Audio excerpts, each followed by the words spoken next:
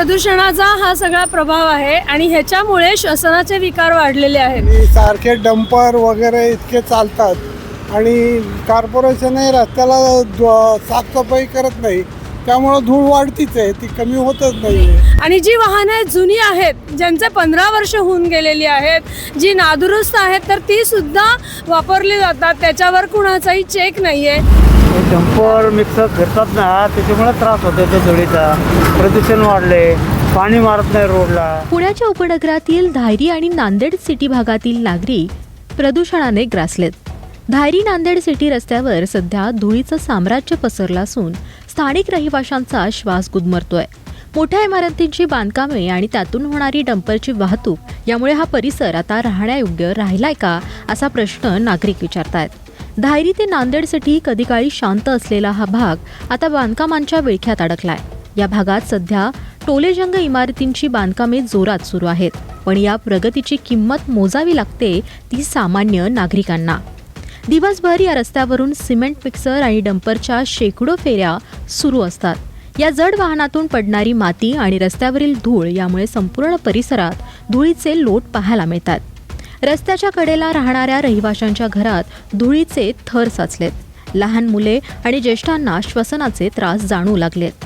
खोकला, डोळे जळजळणे आणि दमा अशा तक्रारींमध्ये मोठी वाढ झाली आहे। विकास हवाच, पण तो नागरिकांच्या जीवावर नसावा। बांधकामांच्या ठिकाणी पाणी मारणे किंवा डंपर झाकून नेणे यासारख्या साध्या नियमांचंही पालन होताना दिसत नाहीये। आता महापालिका आणि वाहतूक पोलीस या धुळीच्या साम्राज्यावर काय कारवाई करणार हे पाहणं महत्त्वाचं ठरेल। प्रदूषणाचा हा सगळा प्रभाव आहे आणि ह्याच्यामुळे श्वसनाचे विकार वाढलेले आहेत। श्वसनाच्या विकारांमुळे घरोघरी सगळ्यांना सर्दी, खोकला आणि ताप जे काही आहेत ते सगळे श्वसनाचे विकार, लहान मुलांपासून ते म्हणजे वयस्कर लोकांपर्यंत, तरुणांना सगळ्यांनाच त्याचा त्रास आहे।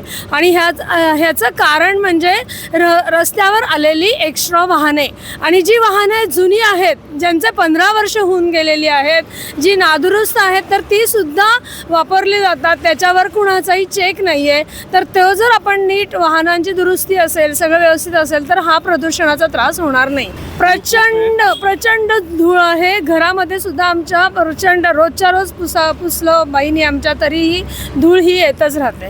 तर ह्याच्यावर काहीतरी ठोस उपाय झाले पाहिजेत, म्हणजे की सगळ्यांचा आरोग्याला जो धोका आहे तो धोका टळेल। मी अनिकेत मारणे, मी राहायला नांदेड फाट्यावर आहे।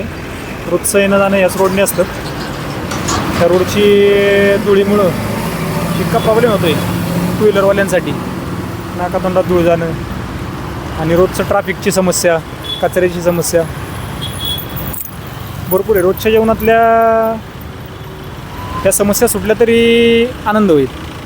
या सिंहगड रोडला, या नांदेड सिटीपासून एवढी बांधकामं चालू आहेत, सगळी धूळ उडत असते, पाहिजे तशी काळजी घेत नाहीत आणि सारखे डंपर वगैरे इतके चालतात आणि कॉर्पोरेशनही रस्त्याला साफसफाई करत नाही, त्यामुळे धूळ वाढतीच आहे, ती कमी होतच नाही आहे।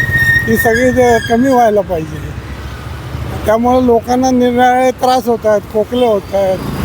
डंपर मिक्सर फिरतात ना, त्याच्यामुळे त्रास होतो त्या धुळीचा, प्रदूषण वाढले, पाणी मारत नाही रोडला। डंपर चालूच आहे, मास्क लावून फिरतात रेग्युलर।